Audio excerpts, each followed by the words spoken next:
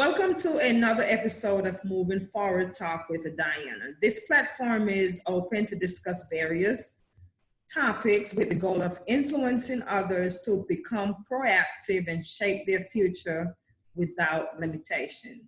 This week we have with us Mr. Quincy Klatt. It's a pleasure to have you here, Mr. Klatt. Thank you. Pleasure to be here. Mr. Klatt, before we go into our interview, tell us about Quincy, little Quincy. Okay. Well, I'm 23.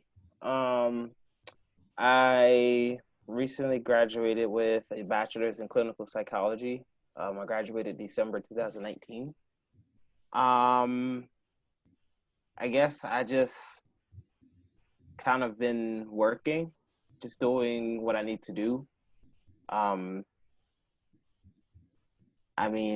There's not much else to really tell. I'm just doing what I can, given that this world's kind of crazy and I'm trying to just maintain. I would say I've been doing pretty well. I actually recently moved out of the state of Florida to North Dakota. I've been here since October of last year, and it's been an adjustment. It's a different culture for sure.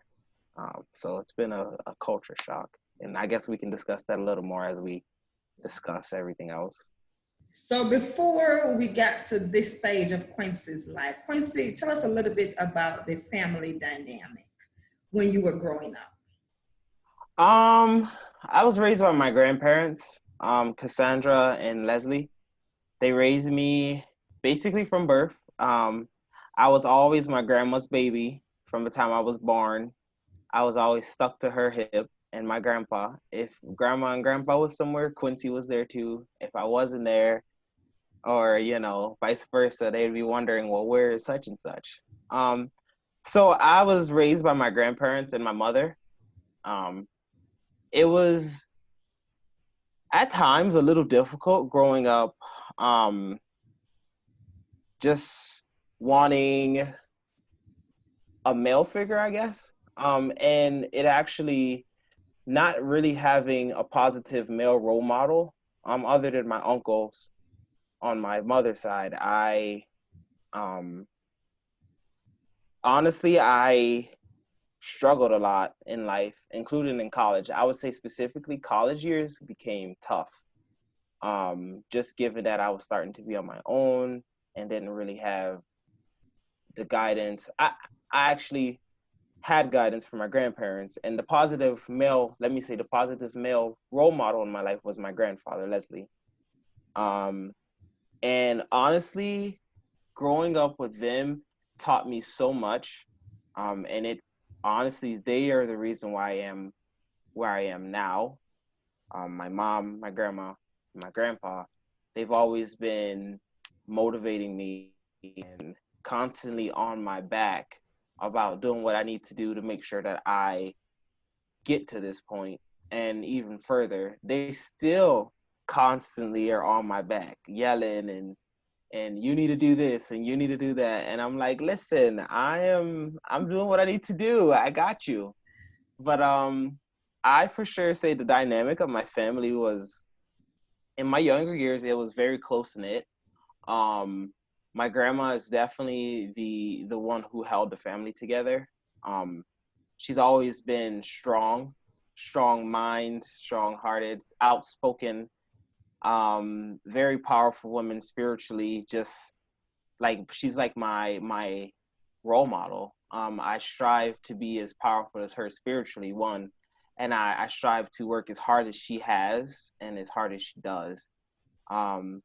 So it's just really been watching her and my grandpa go hard for themselves and the family, and especially me, because, my grandma and my mother put me through the first 2 years of college out of their own pockets. Mm-hmm. And it wasn't cheap. We're talking about thousands of dollars that they came up with out of their own pockets, Mm-hmm. And even in that time frame of them working to get me there, I begged my grandma before I even started school, don't let me go to a university where I have to pay out of pocket, because I don't want to end up in debt or having you paying for me to go to school. And there was a time where things started getting difficult, and I was very afraid of going back to school and not being able to take care of family. Mm-hmm. So, I would definitely say my experience and like how far I've come has a lot to do with, I will say all of my family members on both sides. I won't just say those three specific individuals, my grandma, grandpa, and my mother, are the ones that I ran to for everything. And those were the ones who always found it, no matter if they had it or not, they always found it to give. Um, but all of my family has, in some way, shape, or form, benefited me and helped me get to this point.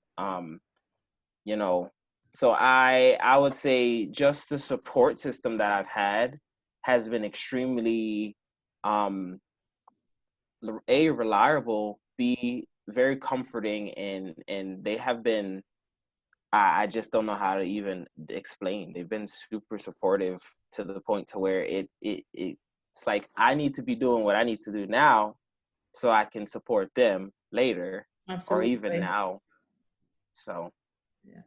And you spoke about them, and they've been there for you, especially grandma, granddad, and your mom. I can tell you, even now, when I see granddad and I say, "How was Quincy?" His entire face just lit up. Oh, Quincy's doing so good. And that is what we like to hear. right, right. It's something where you I even think about just the experiences in my younger years where there was a lot of people who would really talk negative about, myself or my family. Um, and they would honestly try to beat us down. And I remember this one time where I was really beaten down, and both of my grandparents picked me up, like literally picked me up out of this dark spot. And they just like, they encouraged me so much, to do what I needed to do to get out of that place and Right. move forward. So even when I hear them on the phone, when I talk to them on the phone, even now, it's a it just excites me to hear them Mhm. be so excited and happy for me, you know.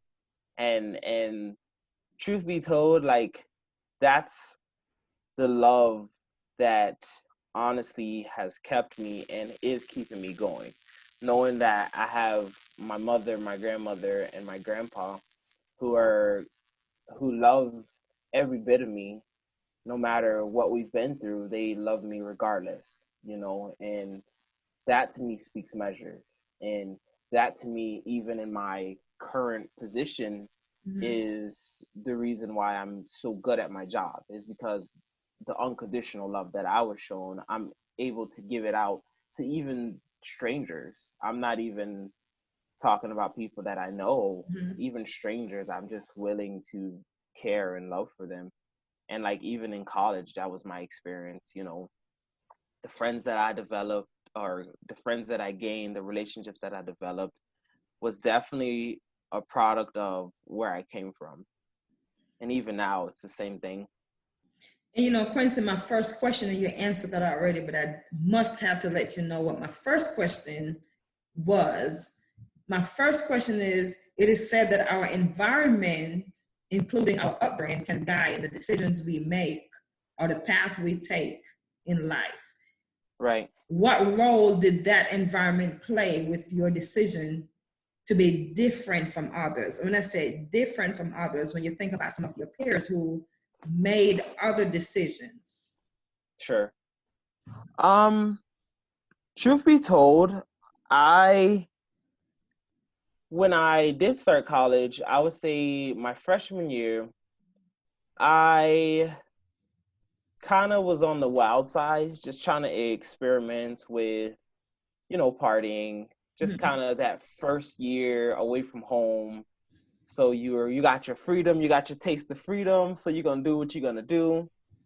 And truth be told, that wasn't how I was raised. So when I was doing all of those things, it's kind of like I could hear my conscience saying, what would your parents think? What would grandma, grandpa, and your mom think if they knew you were doing these things and partying the way you're partying? And so, it took a lot of what's the word I'm looking for? I would just say self-reflection and truly, um, you know, I struggled with that alone a lot. Figuring out the environment thing and if it actually has something to do with how you carry yourself. And even though I was partying and things, I was always very wise in my decisions. And that's something that my grandparents instilled in me from a very young age is be mindful of what you're doing, where you're going, who you're with at all points, even all the way up until they dropped me off. Don't drink nothing that you set down, even if it's water. Don't do nothing that you shouldn't do. Don't sleep around. And those things I didn't do. As much as I did party and did go out and have fun, I never was foolish enough to go home with somebody that under the influence or anything like that, or I was never foolish enough to drink after somebody or take a cup that somebody gave me. Even just that alone, the cautiousness, even friends would say, you're so cautious and you're so, I can't remember exactly, but it was always something where I was being too careful. And I was like, you can never be too careful, and it's something my parents taught me from even the youngest of age. Right. Even in high school, I was very careful of who I hung out with and what kind of people I kept in my circle, because, I've seen it firsthand where people have been hurt by people's so-called friends.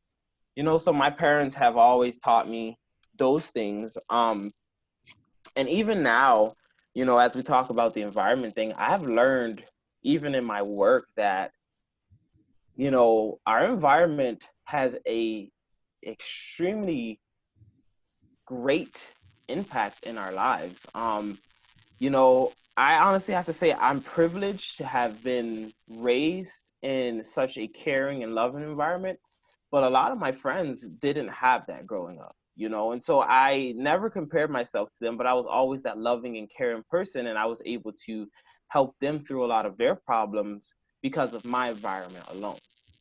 I could never understand how certain things could happen to those people who were so good and so kind. And even now in my work, that's the same thing that gets me with the clients that we work with. It's just very, heartbreaking to see that not every environment is the same, that some people have it worse than others. I'm not saying I had it the best, because God knows we had our struggles growing up. There was times where we would have to honestly scrape for food, and this was like high school years, and it was tough, just seeing my grandparents have to literally go through this. My grandpa's older, so it wasn't always easy for him to go out and work, and my grandma, she works like crazy, but you have a child at home to take care of and a husband who can sometimes work, who can't sometimes work.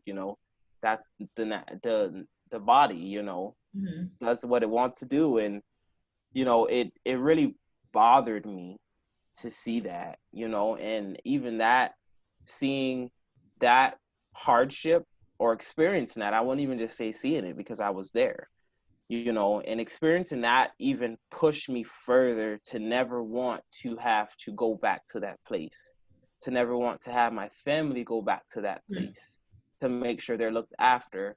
And so, it's just pushing forward, even when the days get dark and it's tough. And that was my model throughout college. Throughout the very beginning to the very end, it was always, I'm in this for them. If I don't finish, then how do my siblings see me? Right.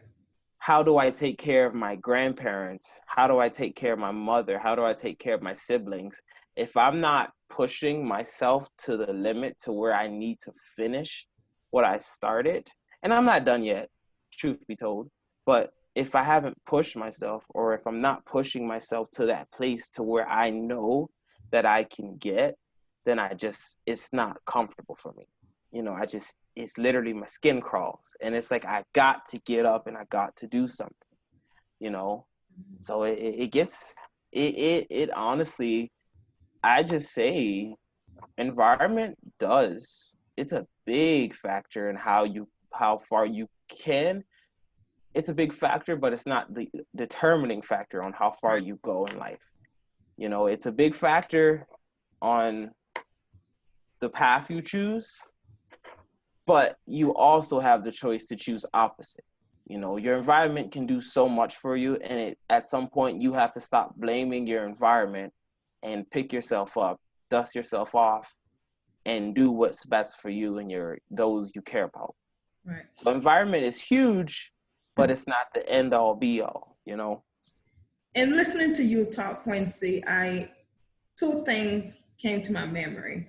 One, train up a child in the way that he should grow, so when he's old, he will not depart. And I listened to you saying, even when you were doing things that it wasn't included in your upbringing, yeah, your conscience will always remind you of how your grandparents raised you. Right.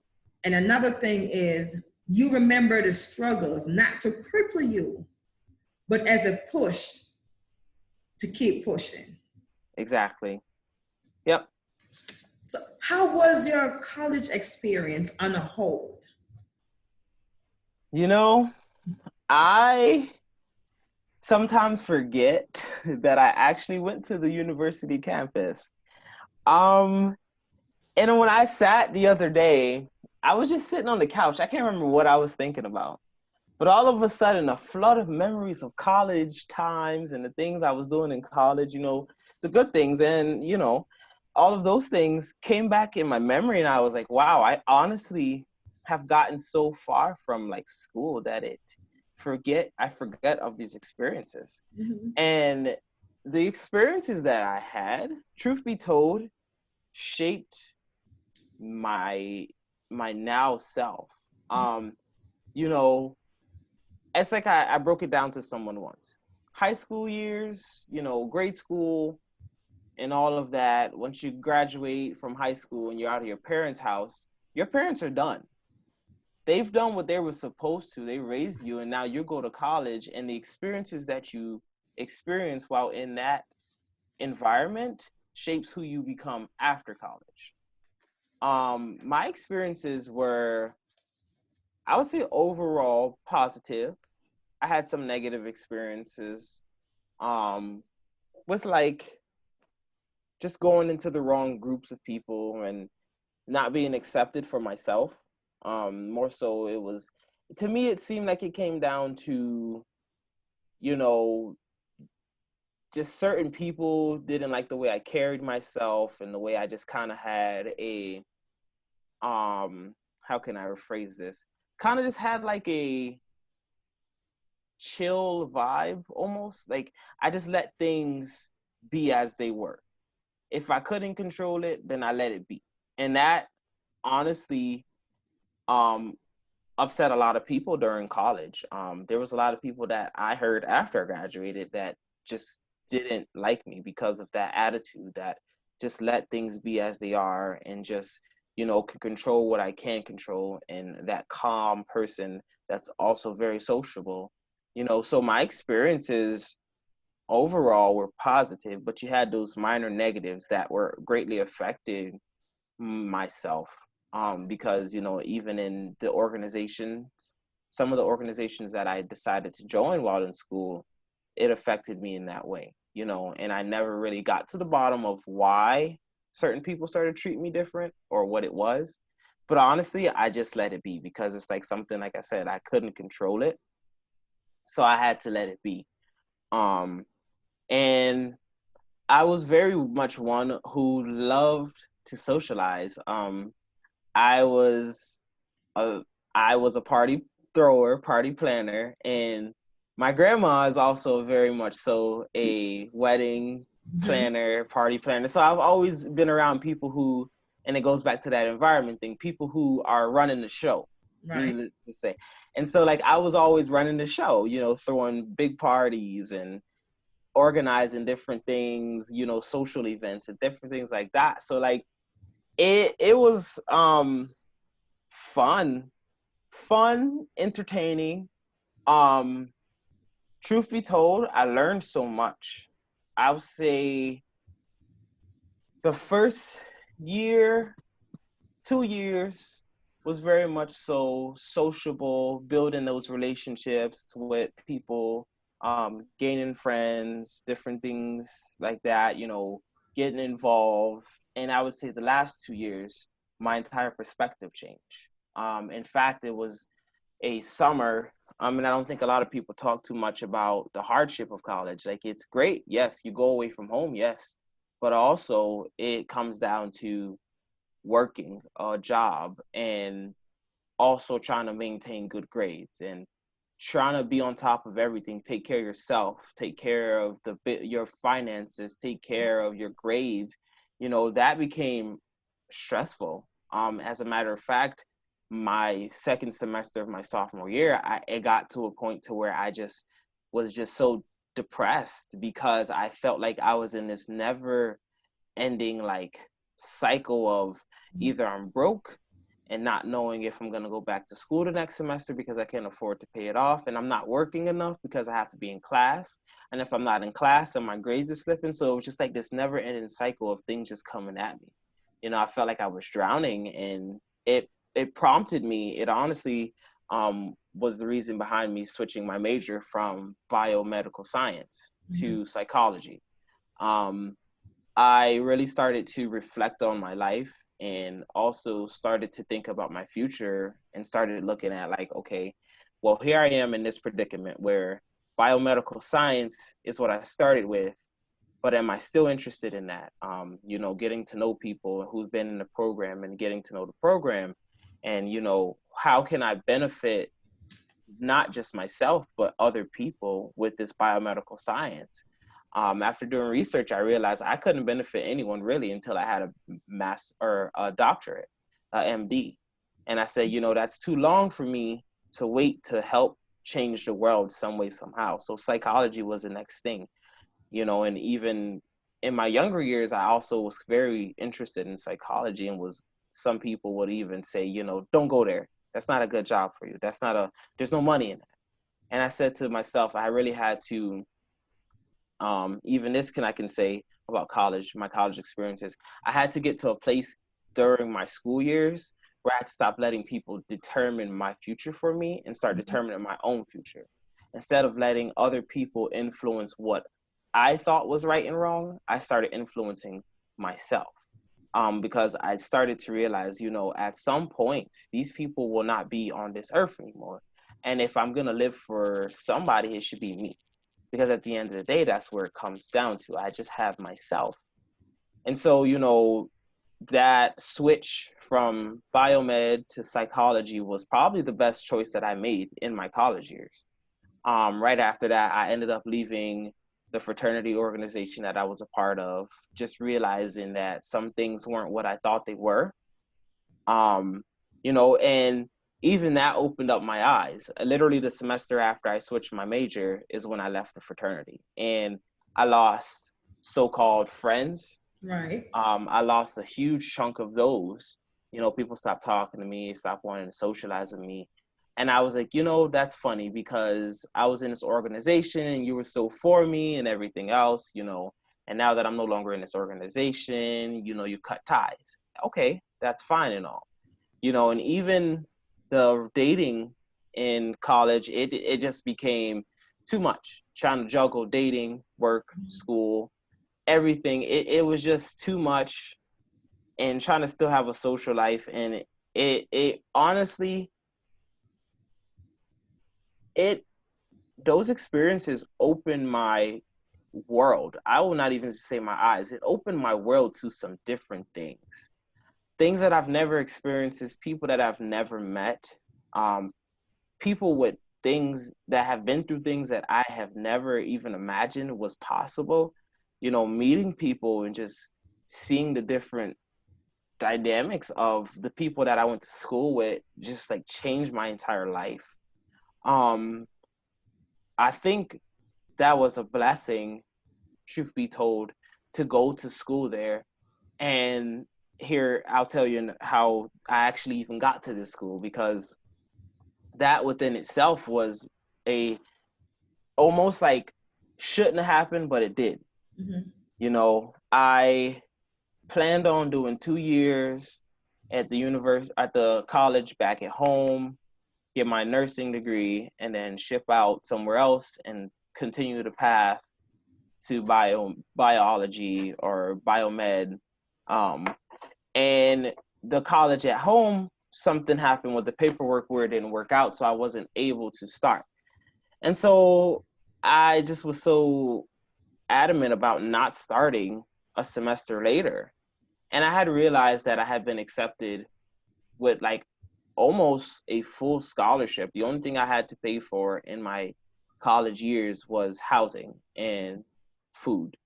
But I basically had a full academic scholarship to St. Leo University. Awesome. And I talked to my grandma about it when they told me I wouldn't be able to start at the college at home. And she was like, you know what, just go. Go. You never know. This could be God's way of telling you to just go. Maybe you shouldn't stay home. And truth be told, I told her, I was like, no, because then we got to pay this much, and I don't want y'all to have to go through that, as I mentioned before. And then, you know, as I got onto that campus, I could just feel like I was supposed to be there. Like there was something to that campus that drew me there. Like there was something I know that I was there for, you know, and I have yet to figure it out myself. I've been off the campus now for almost a year, and I'm still trying to figure out, you know, like what was it that really, what was the reason behind me going to this university, you know? And there's many things that I think of that comes to mind when I think about that. But going to that college changed my life. And it's for the best, honestly. I have been able to really change who I am, and really overcome some things going to St. Leo. I would say that, you know, the experiences in the last 2 years is what really changed everything for me.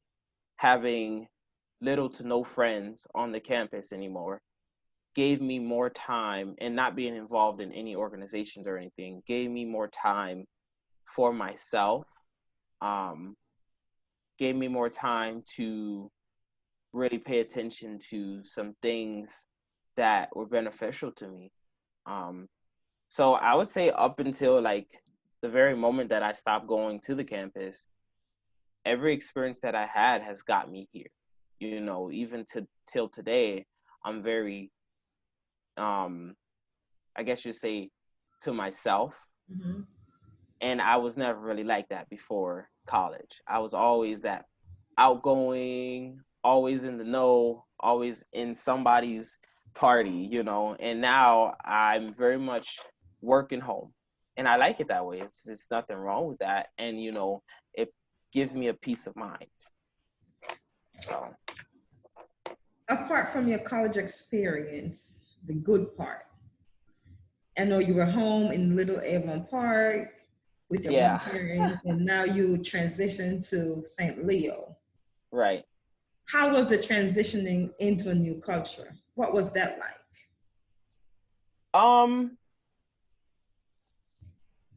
At first it was shocking, because being raised in a Jamaican household and then going to a university where there's a lot of American students. And this was before I found out that St. Leo had a humongous Caribbean student population. And I don't think I found that out until like October, November, when I had already been there for a few months. But when I first got there, it was just shocking to see how people carried themselves, just the different mannerisms of different people from all over the place. There's a big European population at the school too. And so just to watch all the other students carry themselves differently and just to see how they carry themselves was like a culture shock to me, because I was like, oh my God, like people carry themselves in such a manner. You know, people do things that way. Like people say these things. People talk to their families like that. Like, you know, it was just a huge culture shock for the first 2 months. And like, you know, even in that first 2 months, I had you know, I had got so many different people in my circle, and even just to see some of them like in the way they carried themselves was like, wow. Like I didn't expect that, you know.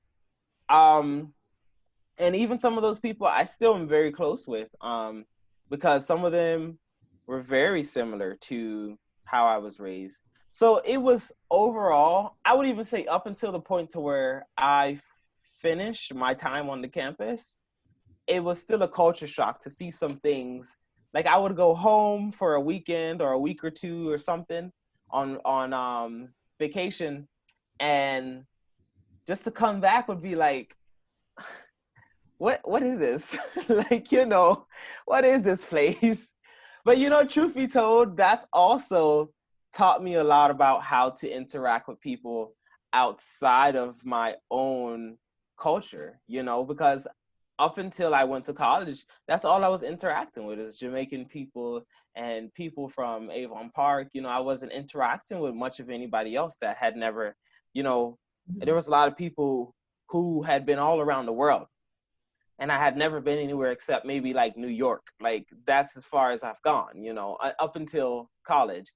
And like to me, that was just like, oh my gosh, like to see these people who've been everywhere and just to see how they carry themselves. I can say one of my friends in particular, she she was very much so, like, I don't even know how to describe it. Like she was wealthy, but she carried herself in such a respectable manner that it was just like wow, you know. And like I keep up talking to her and all the time, but just to even see her come from the culture, she came from the Middle East, but her origins is in the South America.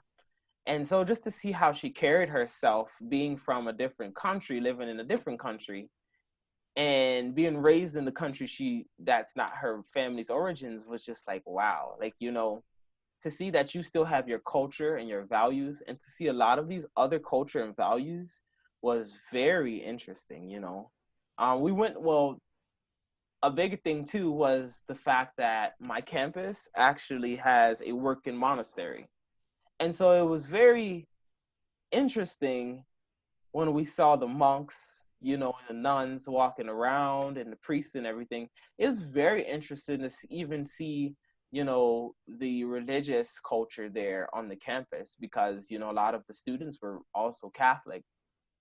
And so we would just see this, this was like a part of the university, you know, and it wasn't forced upon us, given, um, truthfully, but it was also very interesting just to see that part of a religion that I've never been a part of, you know, and to also experience a lot of people who are atheists, people who are um of different religious backgrounds. Like I've had friends who are Muslim, like Orthodox, like stick to what they are taught, you know, or just so many different religious cultures and so many different cultures in general. It was just like stimulating to the mind.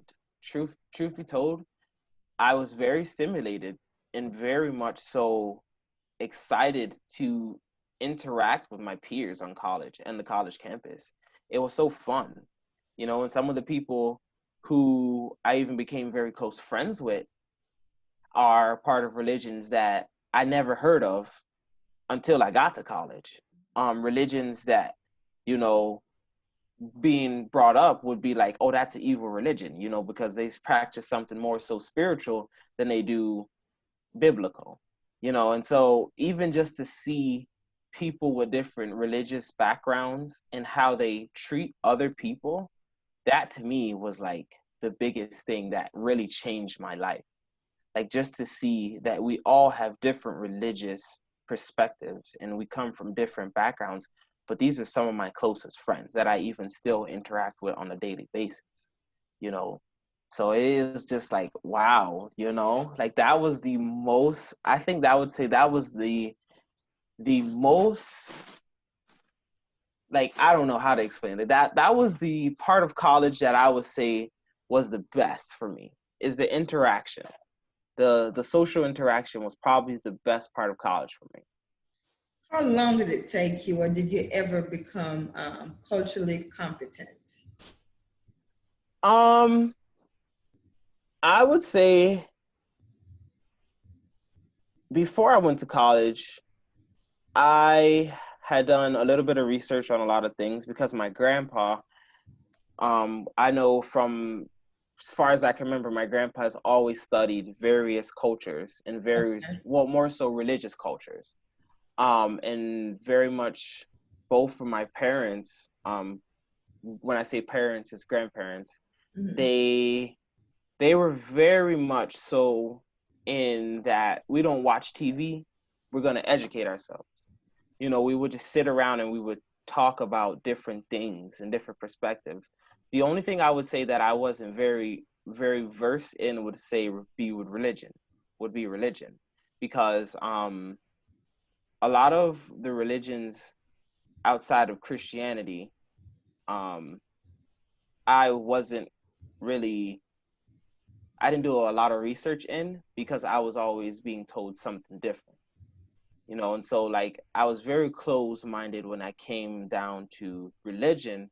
But as far as cultures went, my family is, to say the least, a rainbow of culture.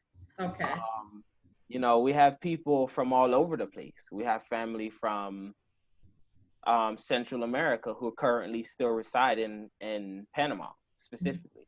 I have great aunts that still live there, and God knows, maybe I have cousins. You Mhm. know, even our family origins is very much so mixed up. Um, you know, our cultural background isn't just Jamaican. You know, we come, when you take it back some years, you know, you have natives in there and you have Europeans in there. And so my grandma specifically was very much so, she was very adamant about me being well versed in cultures. Okay. Even when we were younger, she would take us to like the Native American festivals and things like that in Tampa and things like that. She would take us to those festivals, and we would go to different cultural events at a young age. So I was very um, knowledgeable about different cultures, regional cultures. But as far as religious cultures, it took me a lot of professors and myself actually got into it because of the religious perspectives that we had. As a matter of fact, one of my professors and I, we were so bad at odds that I just stopped going to his class. And we had to sit down and talk about it. And I explained to him where I came from, how I was raised. So what he's saying to me is foolishness. I'm not going to sit here from the same Bible that we both read. I'm not going to sit here and let you tell me something different when I know I was taught different. And, that was my biggest struggle during my college years, because we did have to take some religious courses because that was a part of the curriculum. And, I struggled a lot up until, I would say, my junior year, where I started being more open-minded with just myself. I think it started with myself first before I could do it anywhere else. So I really just started to research some things and started opening up my mind to different things. So I would say between sophomore and junior years when I really started to be more um, more versed in any other religious culture. And I know like my senior year is when I really hit that place where I was like philosophical. So I got to that last semester of my senior year and it was like, oh God, what did I do to myself? This philosophy stuff and this religion stuff got my head going everywhere. So it's very much so the last few years of college is what got me good, because that philosophy, messing with philosophy and comparing to what I already knew with religion, it was literally like I had went to a different world. Like I started seeing the world so differently after that. And so it was just like, you know, college really, when I say it opened my mind and my eyes, it did. Really. Speaking of barriers, you experienced some barriers. How did you overcome those barriers? What support system did you use? Um, I will say in college, some people, I found that some people didn't really get involved with anyone, as far as social friends, not necessarily relationships, intimate relationships, should I say. Um, I think a lot of the times, had I not had the friends, and when I say friends, I mean people that stuck by my side, even when I decided to make different choices or choose different paths from them. Um, I would say having that group of friends is what helped me get through it, because I've always been one to hang out with people who are older than me, and my friends are all older than me, and they all graduated before I did. And I remember seeing two of my friends graduate, and I was a sophomore, and I was like, man, I'm so ready to be in your shoes, and they told me, take your time, enjoy these next 2 years, because you'll never get it back. And I was so glad that they gave me that advice. And they were also very supportive. They became a family to me. Truth be told, they became my family away from my family. Because even though I wasn't no more than 2 hours away from home, at times it was difficult to go home. You're involved in everything, and you're doing all your schoolwork, and it became difficult to even just want to get up and travel. And still trying to have a social life on campus was like, I barely saw my grandparents. If they heard from me on a weekly basis, I don't know why. Because most of the time they were calling me, chewing me out. We haven't heard from you. What's going on? And I'm like, I don't know. I've just been busy, But for sure, the barriers that I had, I definitely think the support system of both my family and that group of friends that was really supportive honestly helped me get through the last few years. The first 2 years was pretty much, I was getting by being involved socially with any and everybody, just trying to be the popular guy on campus. And that's what got me through it. But when I realized that wasn't it, then it was really having that close-knit, smaller group of friends and really clinging to my family to get me through that. I will say, though, I have to commend my university on racial equality. Because, I didn't experience much racial injustice on the campus. I did have some instances where it did end up causing me to lose some friends as well, because I called some people out on their, ignorance is Right. what it came down to. I called a lot of people out on their ignorance and try to educate, and I got a lot of pushback. And at that point, I would say, is where the dynamic of my college years changed, is when I started standing up for something that a lot of people secretly did not agree with. And at that point, the support system that became the most powerful and the most supportive for me was a guy who I was working with and his wife. They were extremely supportive. And I keep in contact with them. And the students at my university, I would say the Black and African American students, the students of color, not just Black and African Americans, but the students of color were the ones who I started to really get support from. You know, they became a support system, and it was like a big family. You know, and that was really, you know, heartwarming. It really showed me that the things that we're taught as kids about even our own isn't necessarily true. Because I will be the first to tell you, I didn't know much about American Black people or African Americans or their culture because I wasn't raised in a culture similar to theirs. Being raised in the Jamaican culture, even that shocked me to see how Black Americans and African Americans carry themselves, you know, and how they go on about things. It was very different and also very interesting and taught me so much. Just to watch what I call now my people do what they do, you know, because I'll be the first to even say it. I thought we were different because I never realized that, you know, we have similar struggles. All right.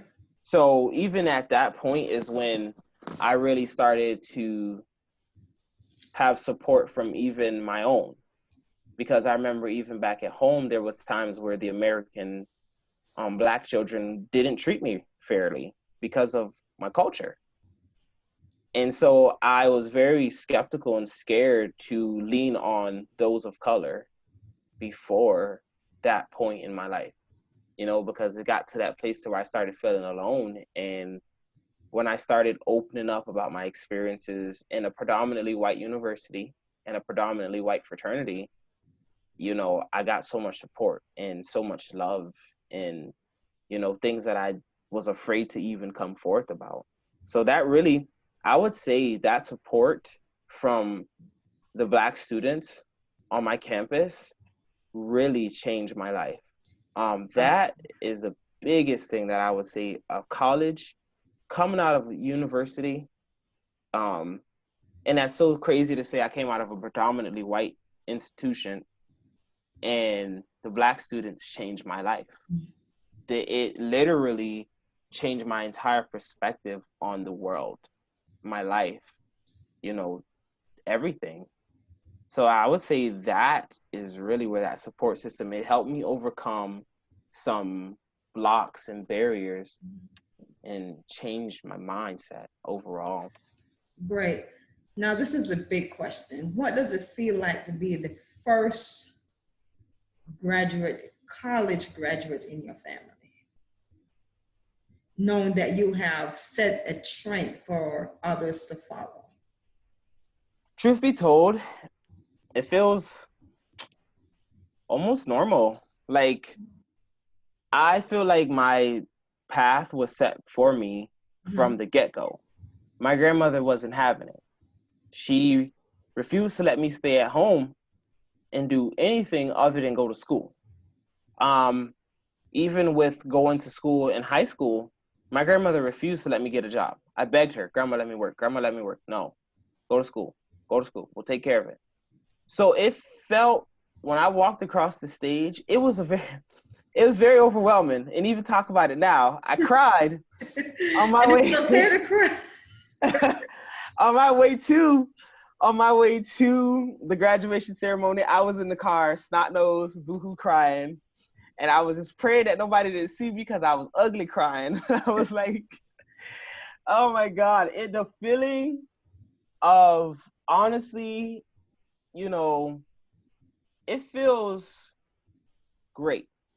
You know, it feels like my siblings have somebody to look up to who's doing well for themselves and still pushing forward. Right. Because I have my sister who goes to college in 2 months, and I'm just like, man, like, to think I'm the first one to graduate and here she is right behind me, you know, that warms my heart. You know, I have a cousin, she's right behind me. Right. She graduates in a year. And it warms my heart to see my cousins and my siblings wanting to strive for something, you know, for something great. for being better. And like, it makes me feel like I've done my part in my family. Just by graduating, I've done what I was supposed to do to show my cousins and siblings, you can do it. Oh, yes. I've been through so much traumatic experiences and I got here. In fact, I even have to say this. My mother even said that to me the other day, and that's where it comes back to that encouragement and support. You know, I was really feeling low the other day and feeling like I haven't done enough. And I was speaking to my mom on the phone, and I don't know if she could tell that I was feeling this way, but she just started saying to me, you know, I'm proud of you, son. Like, you've accomplished so much and you've been through so much. And you're still working hard and still doing what you're supposed to do. You know, I'm proud of you for being the man who you are now. You know, she was saying, you know, people complain often about what they've been through, and that's the reason why they still are where they are. You know, and I say, you know, essentially, I chose to pick myself up. Mm-hmm. I didn't want to stay stuck. I didn't want to hurt anymore and stay in that place where I was. I didn't want that. Because then I have siblings who were right after me. I'm the second oldest of my grandmother Cassandra's grandkids. Mm-hmm. You know, there's one up before me, and then there's me. My grandma has 20-something grandkids, so imagine me being right there at the top and not doing what I'm supposed to do, giving up, not going forward. What kind of example is that for my younger cousins? They can't, they gonna look at me and say, well, he went through this and he gave up. No, I don't want to be that person. The same thing with my siblings. I have 8, now 9 siblings. No, I'm not gonna have them see me give up because of what I've been through or what people have put me through. No. You know, even just when I tell you I walked across that stage and it felt like, wow, I cannot believe that this is happening to me. You know, what I've been through and where I'm at now is like, it's like this whole different space. Like, it's literally like, what I've been through is over here and where I am now is over there. You know, it's like this humongous gap in between. And it's like, to think about the hardship and what I've come from and what I've been through, and to see that I made it gives me the power and the will to encourage those who have yet to come, you know. And I do that all the time with my siblings. You know, I'm always on the phone, getting on their case. Do what you need to do. Get where you got to go. Don't let nobody tell you different, you know? And so I feel like I'm a leader in my family. I do feel like I have to be a leader because A, that's my nature, and B, I mean, I've done it. They're going to come to me. They're going to come to us older ones for advice because we didn't have anybody to go to. Me and my cousin who's in school now, we didn't have nobody to go to when it came down to applying for school. We didn't have anyone to help us through that process. We had to do it on our own. And being a leader, you said you are the leader in your family, and let that not be an option. Not an option, it's just the way it needs to be and just the way it must be. Right. Mm-hmm. Exactly. Now, what's next on your moving forward journey? And now you're all the way in South Dakota. How is it like for you there? And what's next? What are you pursuing? I'm in North Dakota, but truth be told, right now, I am working in my field that I went to school for. I currently work at a psychiatric unit for children ages 10 to 17, and I'm a behavioral health specialist. Kind of what I do now is like behavior modification, mm-hmm. A little bit of behavior analyst, a little bit of everything to do with mental health and behavioral problems. I've been on my job now for about 6 months, going on 7 months in like 2 days. And I absolutely love it. Like, I love every minute of going to work and changing these children's lives, because a lot of times those kids were me at some point, having been through different things, abuse and different things like that. And I tell them all the time, I've been in your shoes, I've been in your predicament, and look where I am. Even using myself as an example and showing these kids that there's more to life than this, than to where you've been subject to. So that's what my now is. I do plan on moving up within the company that I'm in. And plan B would be, if not move up in this company, I hope to work in the schools, doing something similar to what I'm doing, but in a more of a counseling role. So I do plan on going back to school probably either the end of this year, or I'm really hoping for next year. I'm shooting for between now and next year to go back to school to get my master's in social work or something else. It's still up in the air because I'm still figuring out if this is something that's going to be for me for the long term. I think you'll be an excellent counselor. I have heard that from work. Excellent counselor. I've heard that numerous times, and I'm like, I don't know, because I don't know, but for sure, I definitely want to go back to school to get my MSW. That's for sure on my list, because there's so many things that I want to do specifically in the human services field that requires an MSW. I do hope to start a nonprofit within the next 3 to 5 years. I really want to. I've already started talking to some people about possibly getting that going. And the way that looks is, I want to start a nonprofit for youth,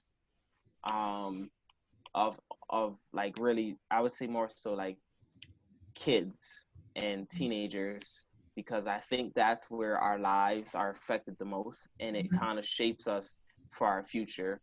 And I would really want to start a organization that deals specifically with that generation, in A, counseling services, B, housing, just like a bunch of things that a lot of kids, runaways and different things like that.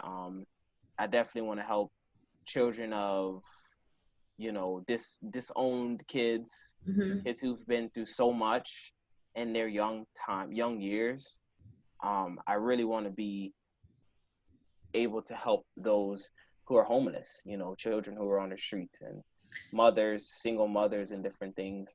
So I'm really looking at all the resources here for now, but I do plan on ending up starting the organization here and expanding to my home, back to Avon Park, specifically there in Florida. And I pray that it expands throughout the United States and it goes further than that, because there's my way of thinking with a lot of the problems in the world currently is that if we can solve our mental health issues, we can solve a lot more problems other than, financial, or whatever things you can't solve with mental health.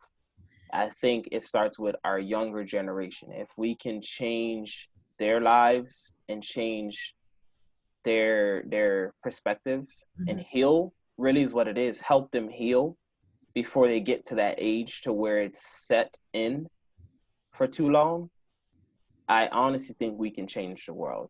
And so that's where my head is, and that's where God has put me on this earth, is to change the world, and I refuse to stop before I do it. So that's where I'm going with that. And thank you very much. And I don't mean to rush, but it gave me 1 hour and I'm right at the last minute. And it was such an inspiration to sit here and listen to you. And just continue to do what you do. Continue to trust God. Let him direct your path. And we may have to continue this conversation another week because I know you have so much more to share, so much more uplifting to share to uplift others. And thank you again for taking time out of your busy schedule. And I will definitely be calling back on you. Thank you very much. You have a good one. You too. Thank you.